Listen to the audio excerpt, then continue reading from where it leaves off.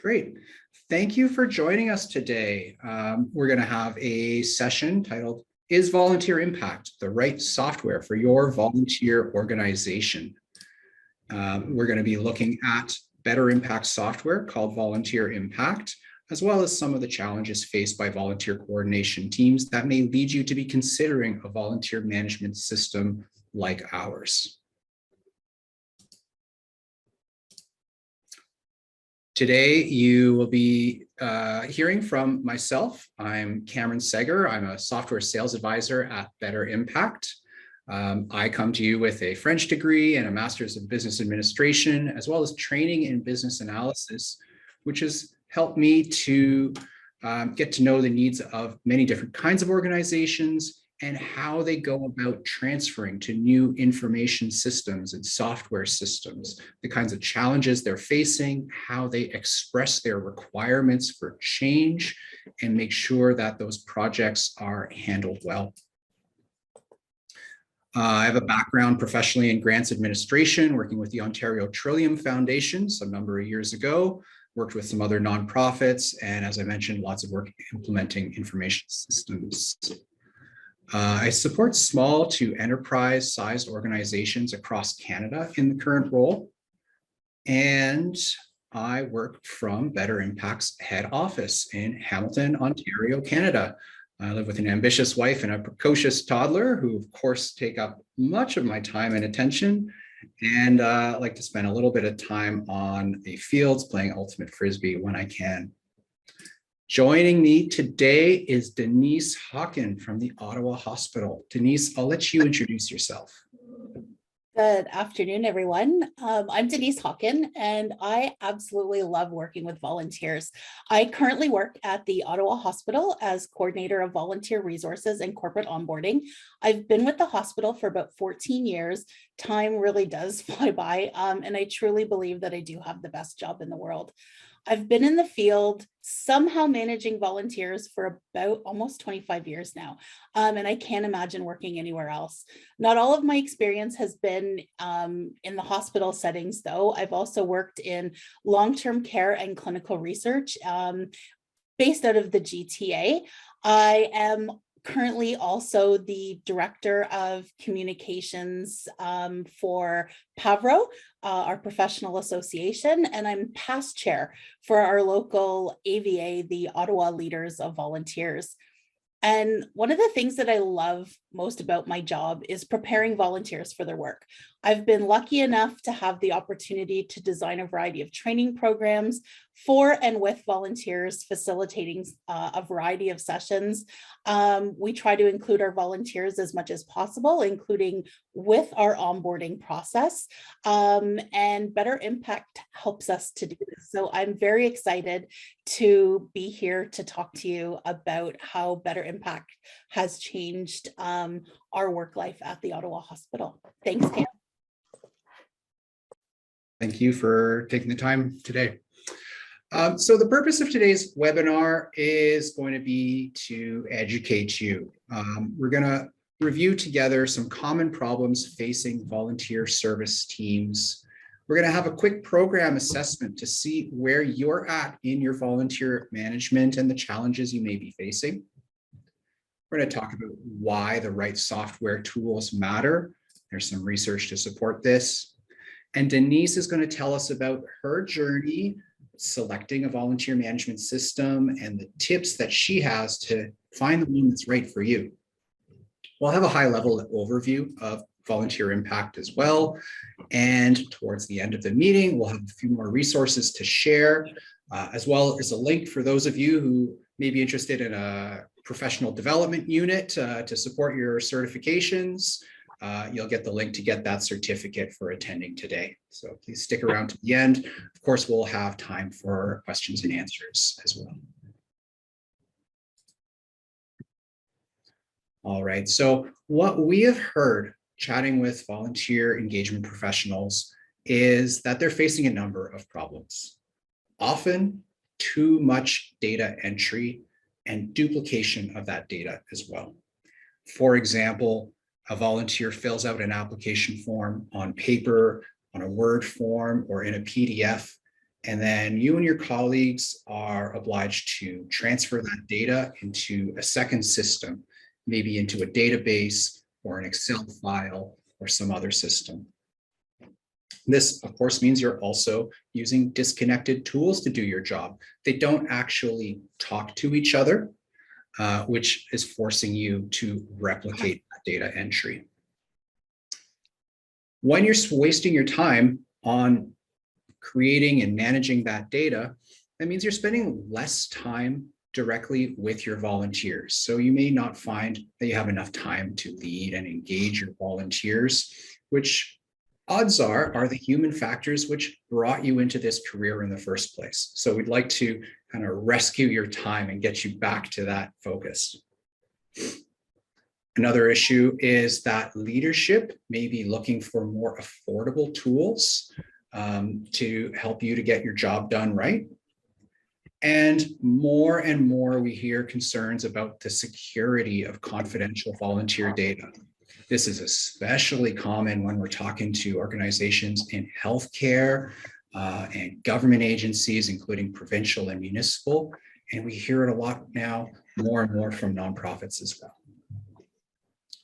We propose that the solution to all of these problems is to use Volunteer Impact, which is our made in Canada volunteer management system, which is also certified with the ISO 27001 and 27017 standards for information security management. We assure you that we keep your data safe and secure, housed in Canada, and that we deliver on the features that you're looking for as well. I'd like to ask you a few questions. The questions are on screen, but I'm going to try and collect these through the Zoom polls feature, which you're going to see pop up in just a moment. All right, that should have popped up now. So the first question is, which problem on the previous slide resonated with you the most? Too much data entry, using too many disconnected tools to do your job, not having enough time to lead and engage with your volunteers, looking for affordable tools that leadership will approve, or having insufficient security of your confidential volunteer data. You can actually choose multiple responses to this question if you prefer.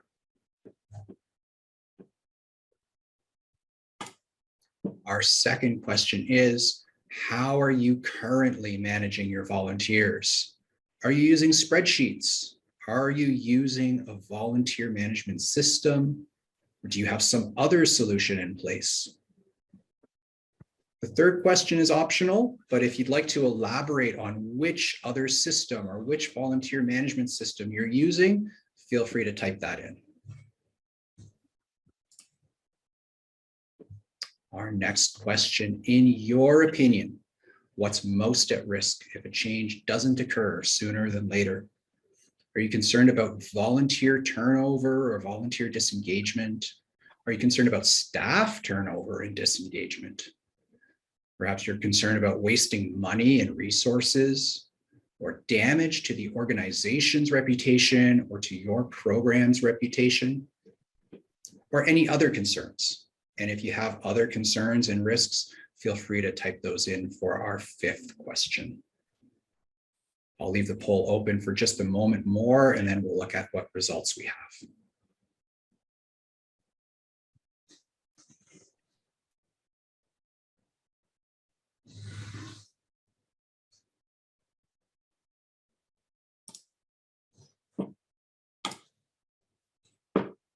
All right. So looking at your responses together, which problems resonated the most? By and large, using too many disconnected tools, too much data entry, not enough time to lead and engage. I'm not surprised by this. When we have the wrong tools for the job, we really do find ourselves kind of spinning our gears. And so we'll try and get you tuned up. Second question, the most popular response is spreadsheets, followed by a volunteer management system of some sort.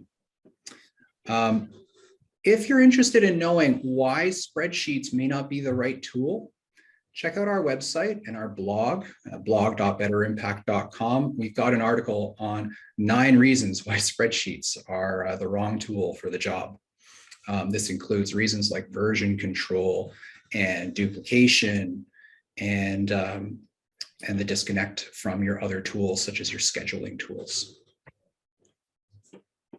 And then our third question, what's most at risk? I'm hearing a lot about volunteer turnover and disengagement and wasting money. Not surprising. We'll get to see this a little bit later, but one of the great benefits of volunteer impact is that it's a tool that puts the volunteer experience first.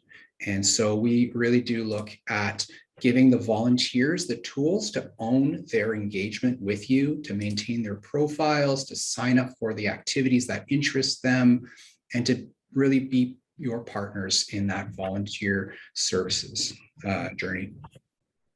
Okay.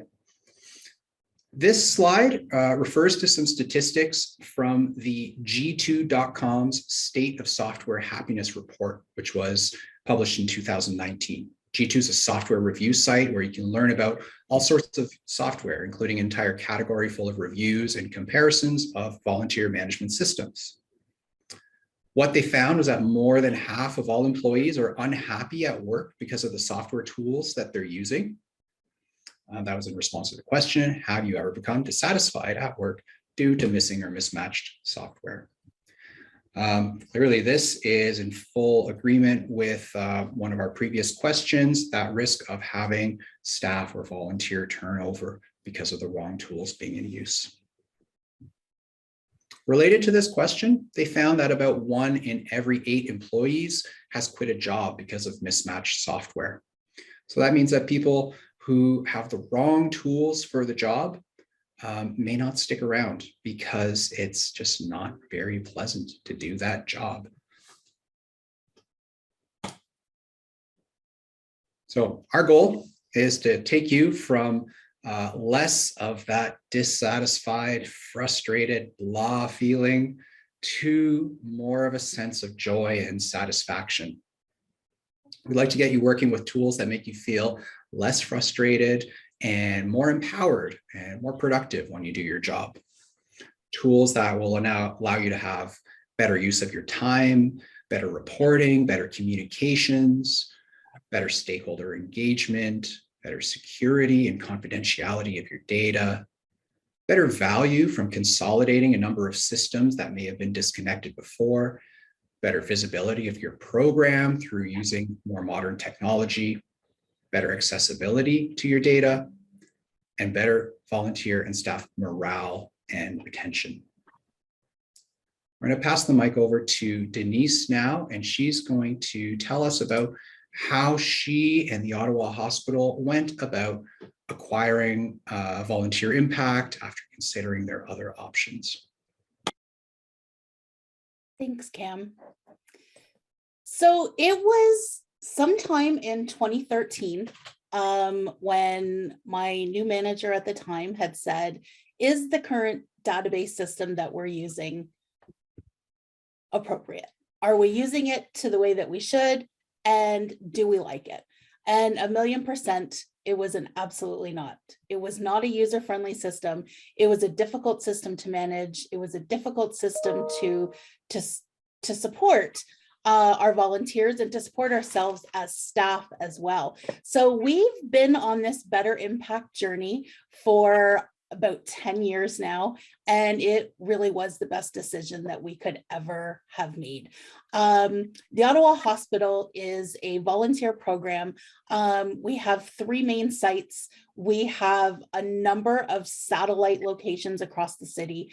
We have anywhere between pre-pandemic, between 1,200 to 1,700 volunteers. So we needed a system that was going to work with us, work for our volunteers, and utilize it in an efficient and effective way.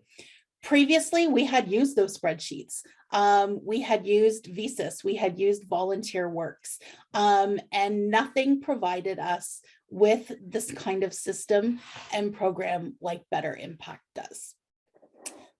can we go to the next slide, Cam? Thanks. Was it an easy process to manage that big of a change? We had to put some work into it. But why did we change? The system that we were using, it was just so complicated. It didn't look nice. Not that that is the, definitive factor for us to choose a database system, but it was more of a person system than it was user-friendly for the volunteer or for ourselves. Volunteers didn't actually have access to that system anyway. It was very complex. And it was very difficult to get help and support with the program. We would have to set up meetings based on their schedules, which never helped us in the moment. So we just stopped using it the way that we were supposed to use it. We never understood the program as it was fully designed to use, and it cost us a lot of money that we never got anything out of it. So keeping our schedules with that many volunteers is something that had been extremely difficult for us to do. And it's something that we've had a lot of success with Better Impact. With some of the previous systems that we had used, simple tasks like printing out phone lists or address lists involved about 57 steps. And every time we would get a very different report each time we did it. So it was clear that we needed to have some kind of a change. Can we go to the next slide, Kim? Thanks. So how did we actually decide to switch to Better Impact? We had reached out to other organizations who were using Better Impact, and we had asked them for honest, real, and raw feedback. What do you love about it? What do you not love about it? And we actually went to them so that they could show us how they used it. Of course, we went to an organization that was very similar to us, that had multiple locations throughout the city. And from that very first meeting, it was, we were actually working with the city of Ottawa. We knew that this was a change that we were going to have to make.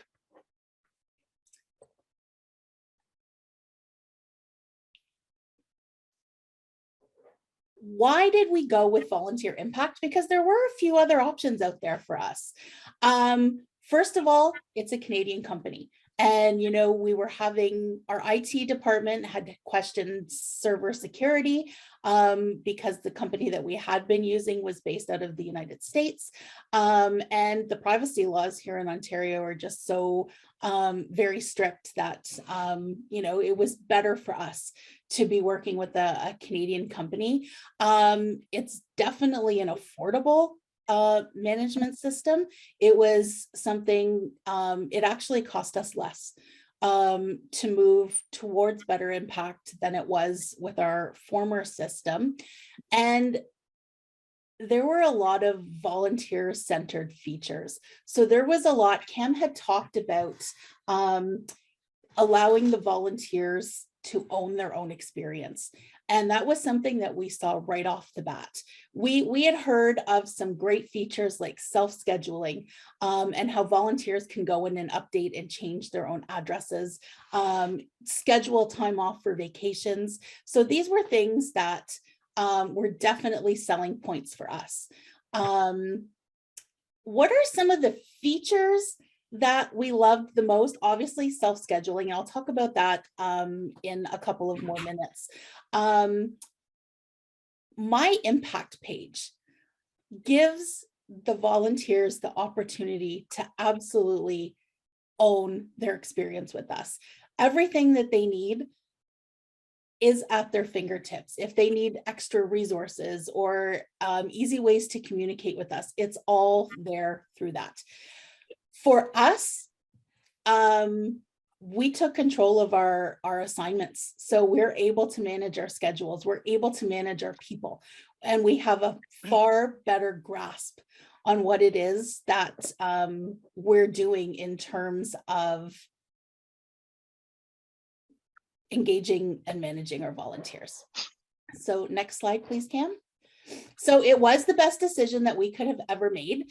Back in 2013, we did not have a centralized approach to our programming. So our community members would have to drop off a paper application form at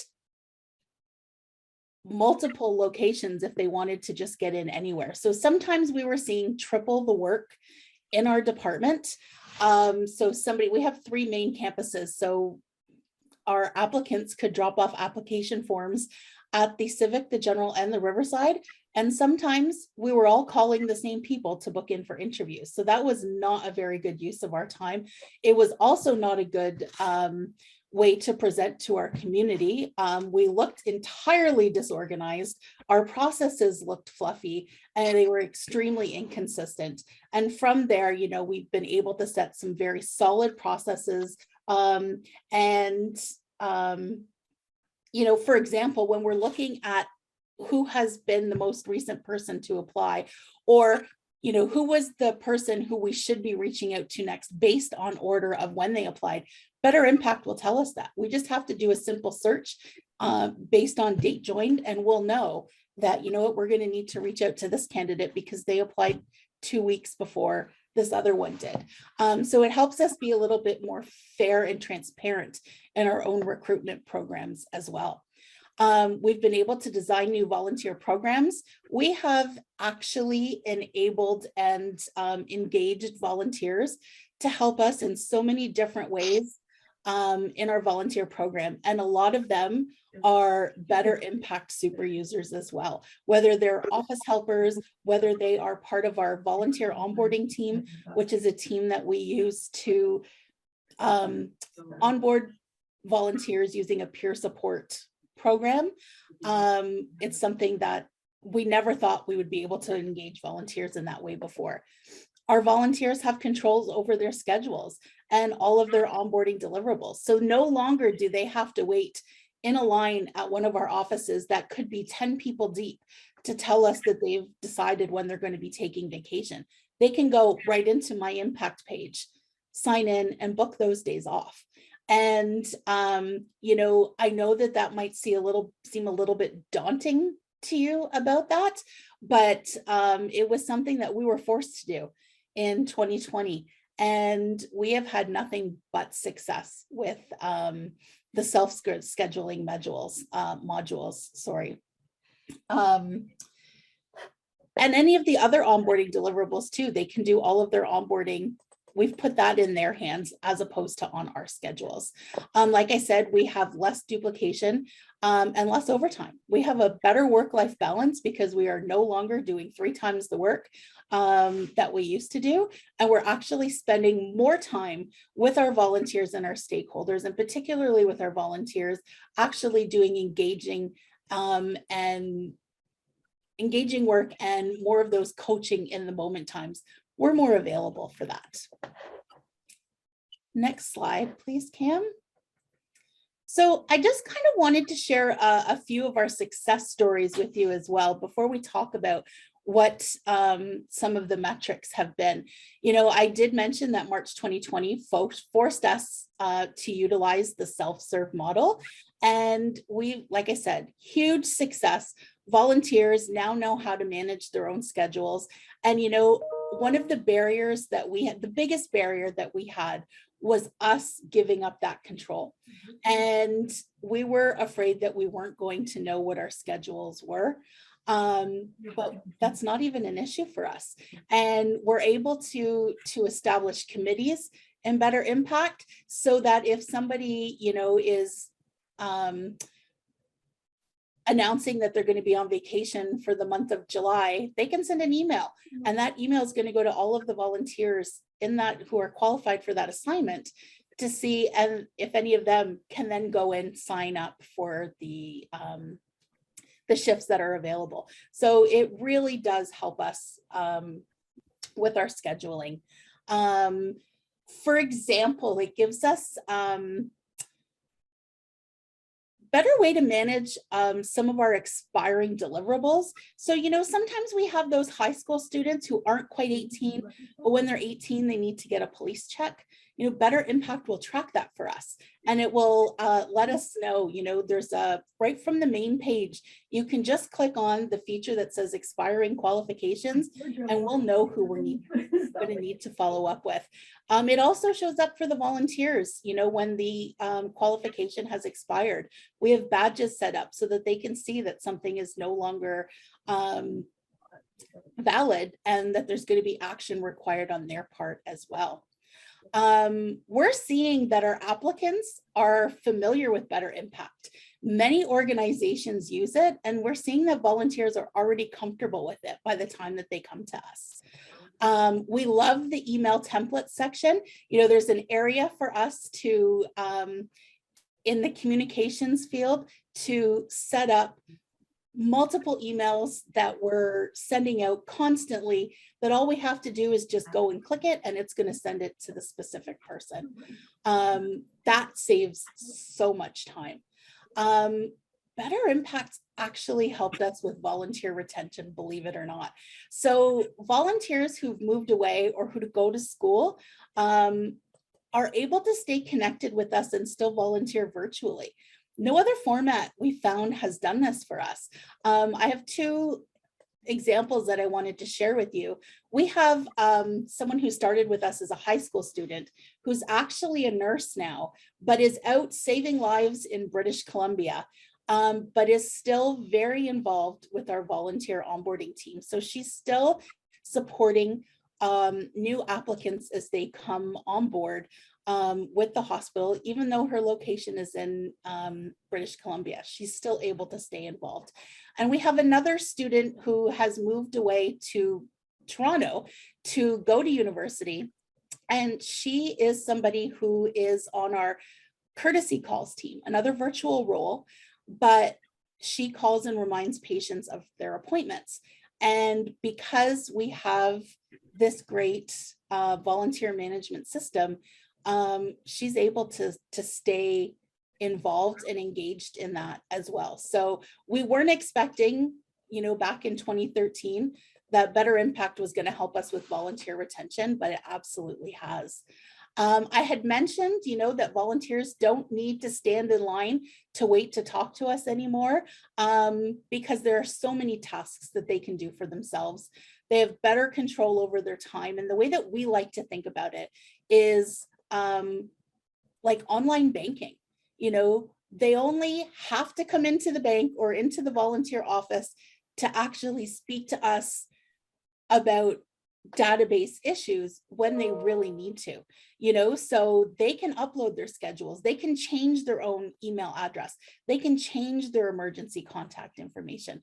That's not something that they actually have to come into the office or call us to do. We love the fact that Better Impact lets us manage onboarding for different groups. So there are 3 application forms that are available to us. So we're able to customize each of those application forms because sometimes onboarding is a little bit different for each of those groups. So, we have an application form that we're using for our main volunteers. We have an application form that we're using for our stakeholder and community programs and for our high school co-op programs. Couple of other points that I just wanted to mention as well is, Better Impact is very supportive of our field as well. I'm here willingly. They didn't ask me to say this. It's very common for me to see that Better Impact is sponsoring a variety of education programs and conferences. And they've even sponsored awards. And that helps us, with our own professional development there. And Cam, did we want to talk just a little bit about some of the ROI calculator? Yeah, I'll touch on that briefly. Thanks for mentioning the learning opportunities, though. One of those examples is the VMPC hybrid conference. that we've helped to host over the past several years. And that's actually been taking place inside of our offices in Hamilton and been broadcast to volunteer centers all over the place. And then we try and join in along with other conferences as well when there is an appropriate opportunity to share our expertise.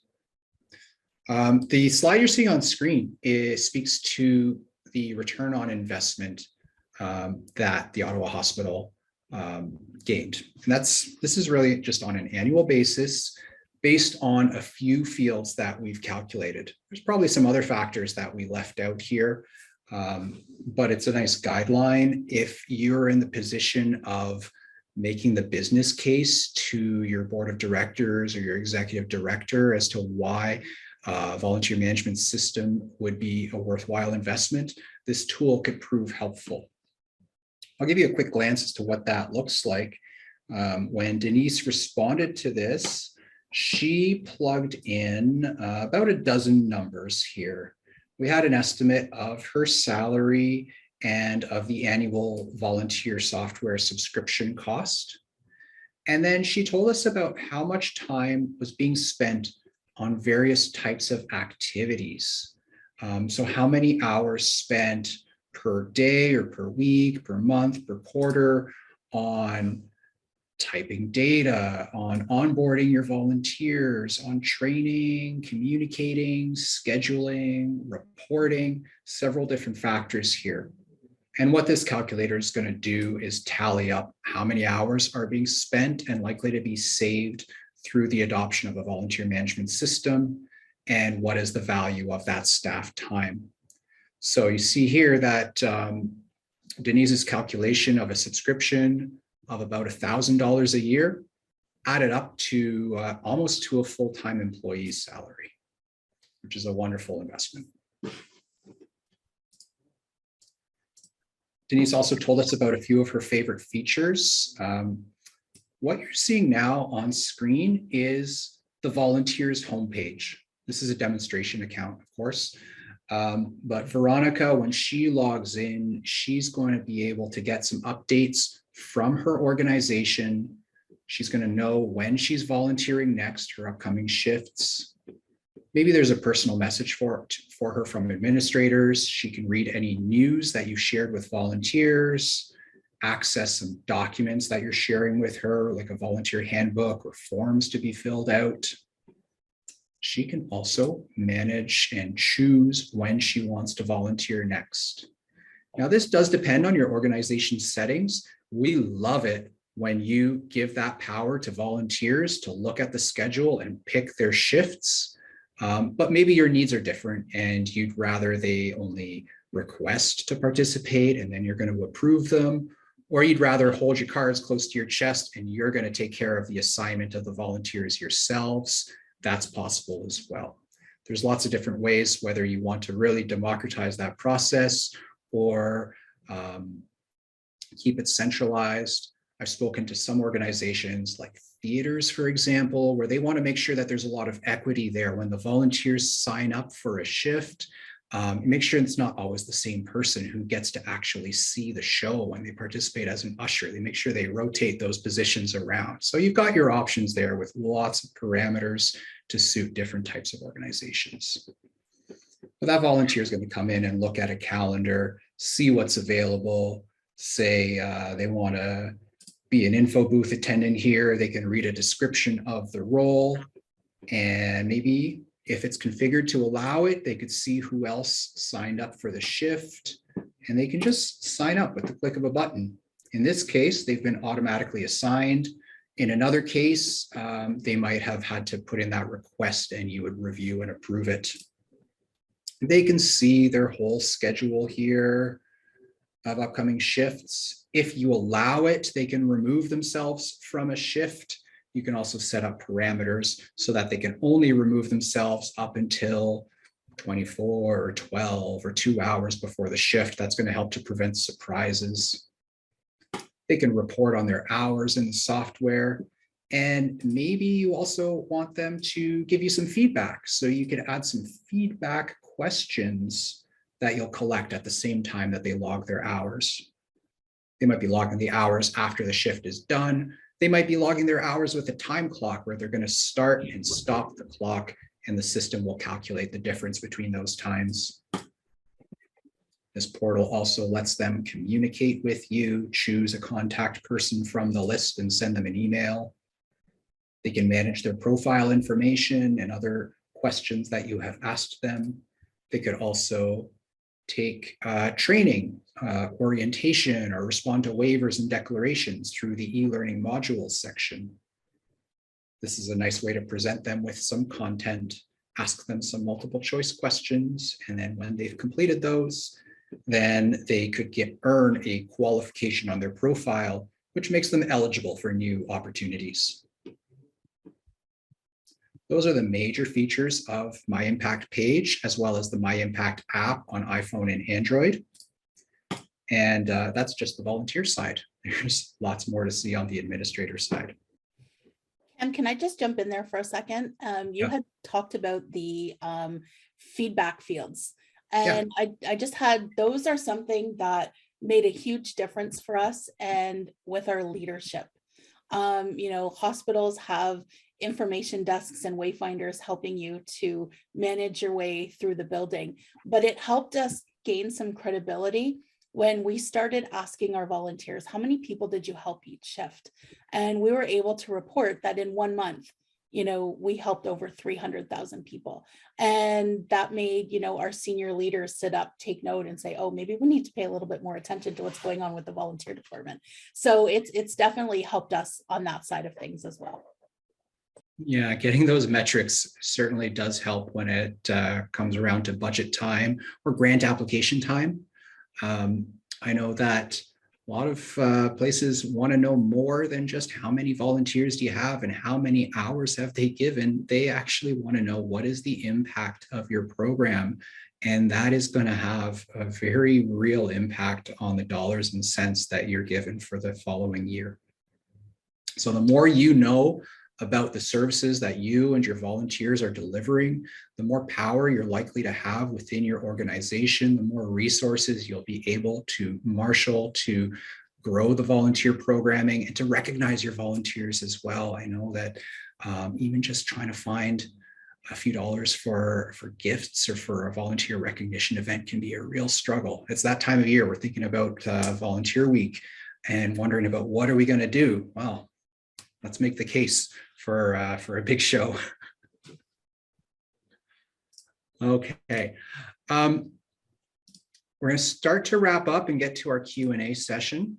I just wanted to let you know that next month, I'll be leading another volunteer webinar for organizations that really engage one-on-one with their volunteers and clients. So you might want to consider the client impact add-on to volunteer impact. This allows you to create a connection between a volunteer and the clients that they work with. It's really great in settings like hospices and social services or tutoring. So they actually work together. The volunteer can see a little bit of information about the volunteer, like their contact information and a field that you're going to customize. And they can write reports about the encounters that they have together to help you get to know them a little bit better. So you can sign up for that webinar if you're interested at betterimpact.ca/events. That in the chat.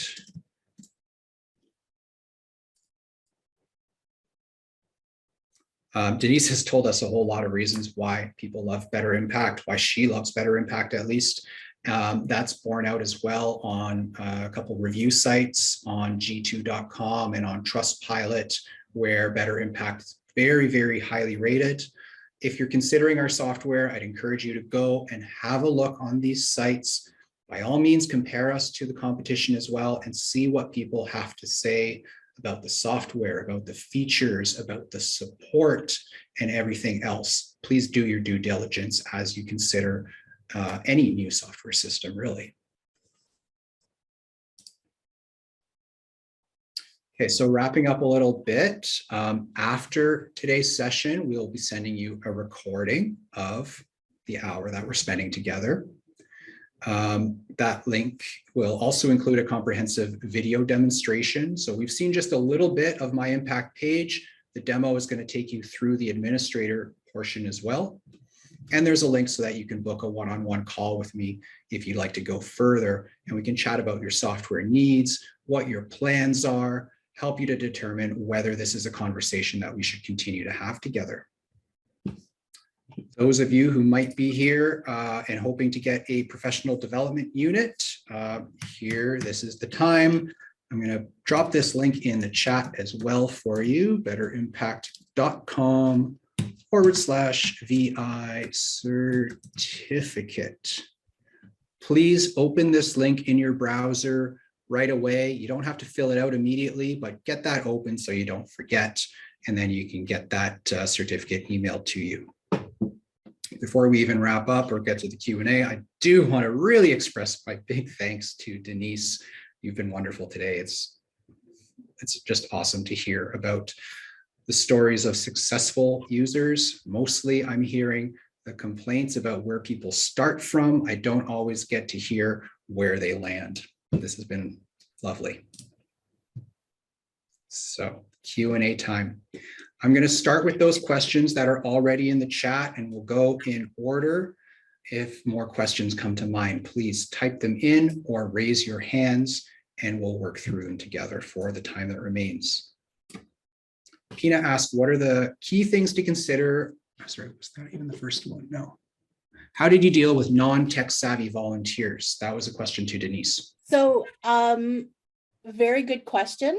We've actually set up a training that we call Better Impact Training, and we do it virtually, and we do a demonstration, and we show our those who need that support how to actually do it. If they need more support, we can meet with them one-on-one, and we're willing to do that.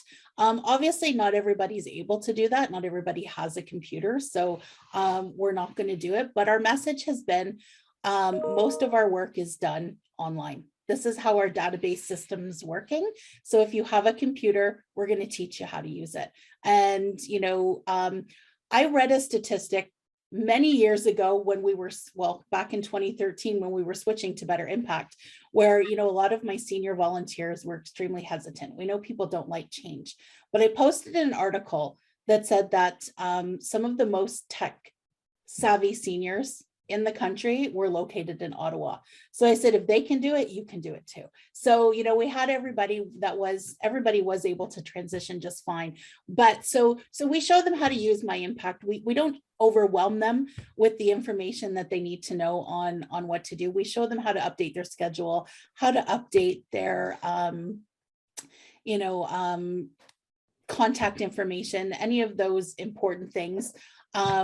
And we also have some volunteers who will meet with them as well to help coach them through the process. So that's how we've managed, and we've had a lot of success with that. Great. And to that, I'll just add that Better Impact also has a site guide section to our support pages with some generic step-by-steps and videos to guide volunteers through the functions of My Impact page. But you often like to enhance those with the specific procedures that relate to your organization. Also asked, what are the key things to consider in the system conversion phase? What are your learnings when you built the system and data requirements?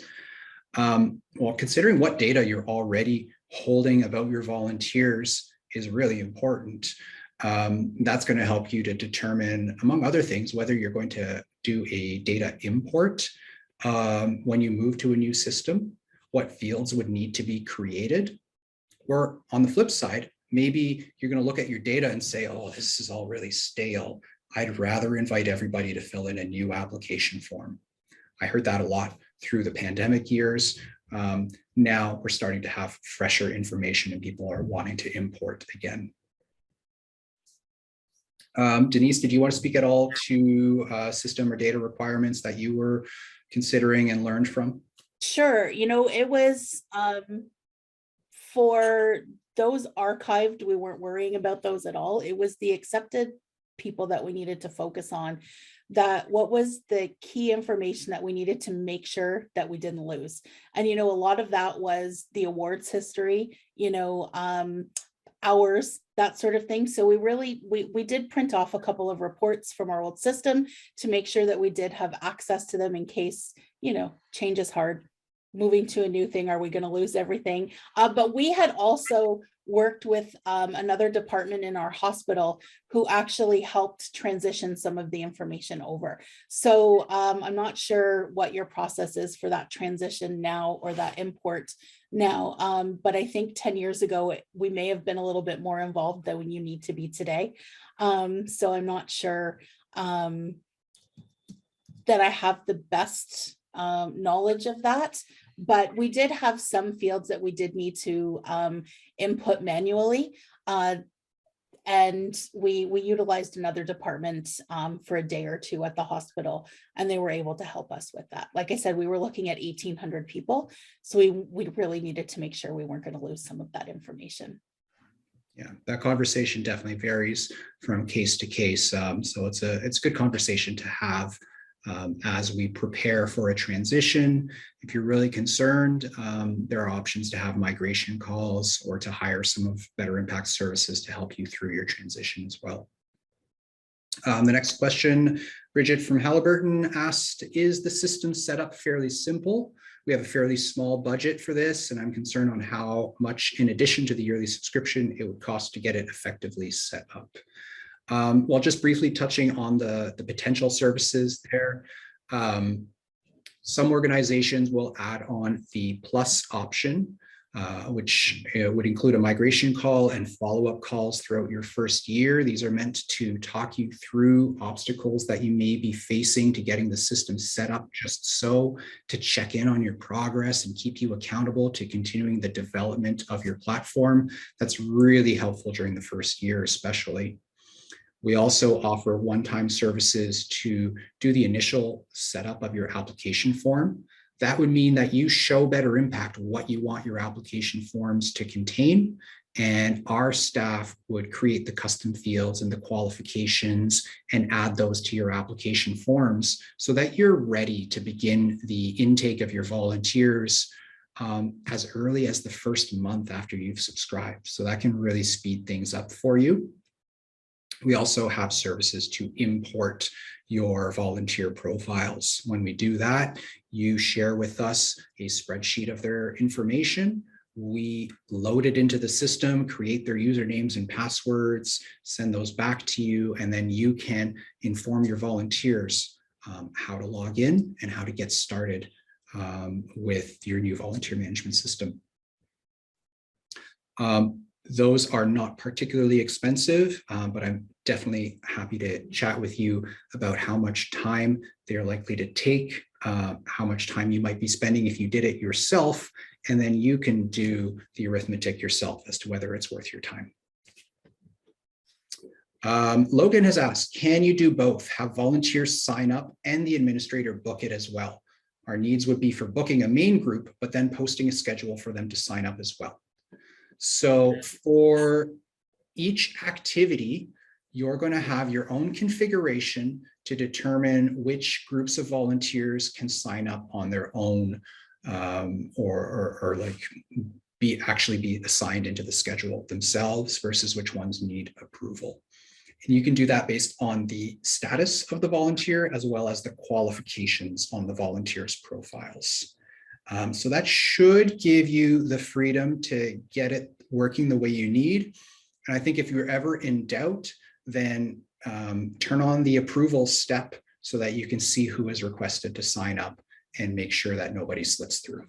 And can I just add, Cam, too, that, if you set up the qualifications appropriately, that schedule is not going to be visible to people who aren't scheduled or who aren't qualified. So for example, I'm not going to have volunteers signing up for my emergency room assignment who aren't fully trained for my emergency room assignment. That's right. And actually just related to that, when they're logging their hours, you can also determine whether you automatically accept those hours or if you want to review and approve those before they are accepted into the database. So sometimes, some programs really trust their volunteers a lot, but you might have a couple exceptions. So you put an override on those profiles specifically, or different types of activities have different requirements. Or maybe if it's done through the time clock, then you don't need to approve it. But if they do it manually, then you do. Lots of options here. Next question here is Sarah, how does the volunteer impact system deal with volunteers who share the same contact information, i.e. email address? For example, two volunteers who are a couple and share the same contact information. Yeah, handles it great. So the unique identifier for a volunteer is their username. You can have multiple volunteers, like a couple or family members who share the same email address. You could also have multiple administrators who share the same email address, because maybe you want them all to have their own unique logins. But if they send an email to the volunteers, it always says it's coming from volunteering at your organization. That's one way to treat it. So when they log in, or sorry, when they create their profile, there is a check and it will prompt them to say, maybe that email address is already being used, but they can choose to proceed and create a second profile anyway. Yeah, so that should handle that question. Danielle asked, hi, Denise, you mentioned you do training for volunteers on how to navigate Better Impact. Do you have a training presentation that you could share? Do you have a training you provide to administrators on navigating Better Impact as well? And if so, do you have a training presentation that you can share? That is a great questions, Danielle. And for our training for volunteers, we actually should probably call it My Impact volunteer training as opposed to Better Impact or My Impact page training. We do it in a live virtual setting. But what I've asked our department advisors to do is to come up with a one-pager as well. And I'm happy to share that with you. We don't have that just yet, but I would be willing to connect you, Danielle, with our advisor who actually leads that portion of the training. So I'll put my email address in the chat. Reach out. Anyone can reach out. I'm happy to chat more about that. We've done some guides on navigating Better Impact. One of the things that we do is we share that with all of our, for example, like all of our office helpers. We want them to learn Better Impact, and we've kind of put together a little bit of a user guide to do that, or how they can do it. What are some quick, simple steps? But honestly, it's not something that, there is so many useful help features in Better Impact. It's super easy to figure it out. There is a search bar at the top of Better Impact that sometimes, let's say, I have a brain fart and I'll say, oh my gosh, I don't even remember how to do this. I'll come back from vacation. Be like, why am I so, I'll just go into the search bar and you can find step-by-step. There's a user manual there that will pull up exactly what you're looking for, and we'll show you step-by-step instructions on how to do it. There's also, for those times that you may be really stuck, there's also a chat feature that we utilize. We try to save that for the big issues at the hospital, because there are, like I said, those other features there that are able to help us. But the support that we can get from Better Impact in the moment is, and the response time, by the way, for the help feature, the chat feature there, it's less than, I haven't waited more than 3 minutes. So it's pretty great. The only thing with how our administrators navigate Better Impact, it's probably going to be very different from how yours will, because of the way that the system's been configured. Ours has been configured in a way that we use it, and everybody does tend to use it just a little bit differently. But happy to chat more with you, Danielle, about that. Yeah, I'd also add that the Ottawa Hospital is using a standard account. So that's one account where all of the administrators work together and they oversee all of the activities and all of the volunteers. And I'm sure they have their own processes and rules as to who is supposed to touch what, but they do actually have access to the entire team. Other organizations are using our enterprise edition, where you have an umbrella organization and a number of sub-accounts, which are kind of siloed from each other. So those could be different programs or teams or locations. If we're talking to a national organization, then they've probably set up their different provincial units as sub-accounts of their enterprise. Or many healthcare organizations will have their provincial or their regional body as the enterprise level, and then their sites or hospitals are sub-accounts therein. Denise talked about the support options as well. So everybody who subscribes to Better Impact has access to our support team by chat, by email, and by phone. They're typically responsive within 5 minutes to most questions. And that is also supplemented by free training videos, by support pages with step-by-step instructions for most things you can do in the software. And on top of that, you have options that you could purchase for more dedicated or personalized training as well, depending on your needs. Next, we had a question from Valley View. Is the cost of Better Impact a one-time fee, annual or monthly? I'll just answer that question. It's an annual subscription for your account or multiple accounts if it's an enterprise, and the number of volunteers. That could fluctuate from year to year as your program grows or shrinks. If you're looking at the plus option, that is also an annual fee. If you're looking at the import services or the initial application setup, those are one-time fees as those services are completed. Linda has asked us to describe the on-site kiosk option for volunteer time tracking. I'm going to try and set up here a demo here in a second. Just check. Denise, do you want to respond to Ashley's question? Do you have an insight on that? How volunteers would come in for a one-shot deal, tracking those groups of people? Do you have circumstances like that? Sure, we do. People want to come in at Christmas time, or, it might be someone who, is a community partner, for example, who's done, police checks and onboarding with a trusted partner, like St. John's Ambulance, for example. So may want to come in on a one-time basis. We would consider it, let's say it's a St. John's Ambulance pet therapy program.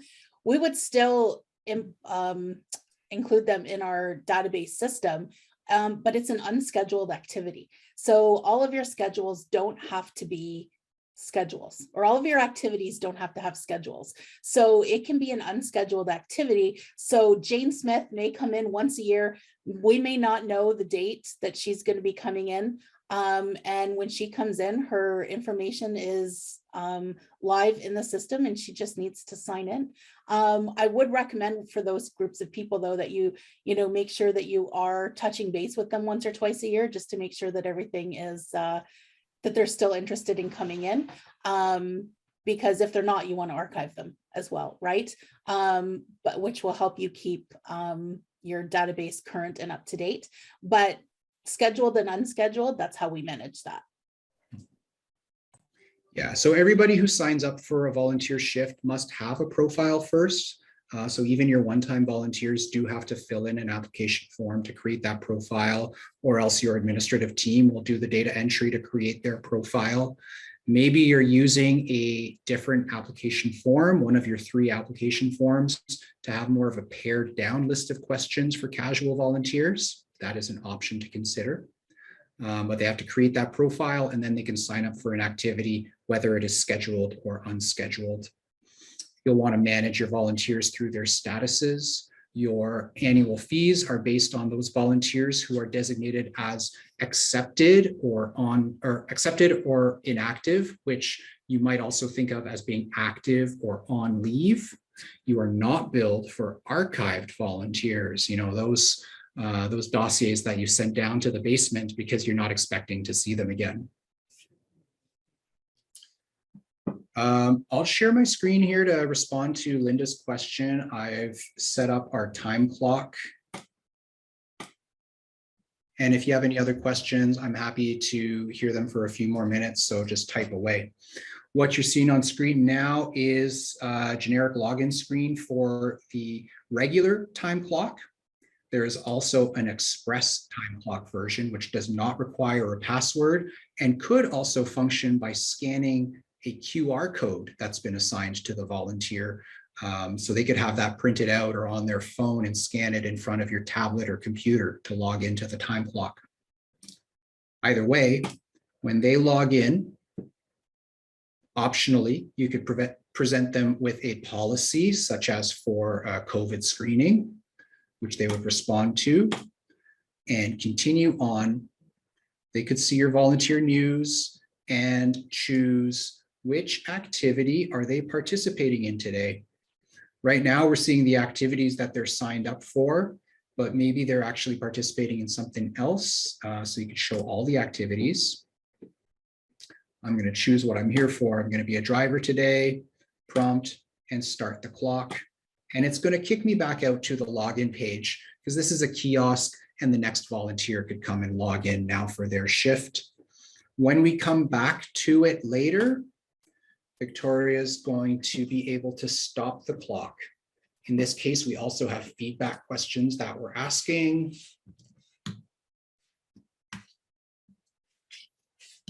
Number field, and we'll stop the clock. And we're kicked out to the login screen once again. The time clock only really allows them to start and stop the clock. They cannot update their profile through this interface. They would have to go to My Impact page to get all the rest of the features, and that's part of the security of the system. I've not seen any other questions come in, so we will wrap it up. Just a reminder to check that link if you're looking for a professional development unit. If you'd like to attend any other webinars with myself or with my colleagues, you can go to betterimpact.ca/events. And Denise, thank you so much. Everyone else who is here today, I appreciate you taking the time to learn about volunteer impact, about Better Impact software more broadly, and just to consider, what is the best way to run your volunteer program. It may or may not be us, but I'm really happy that you are engaged in finding the best way to work with you and your team. So thank you very much for being here today. Farewell, and look for a follow-up email in the next couple days. Thank you. Thank you.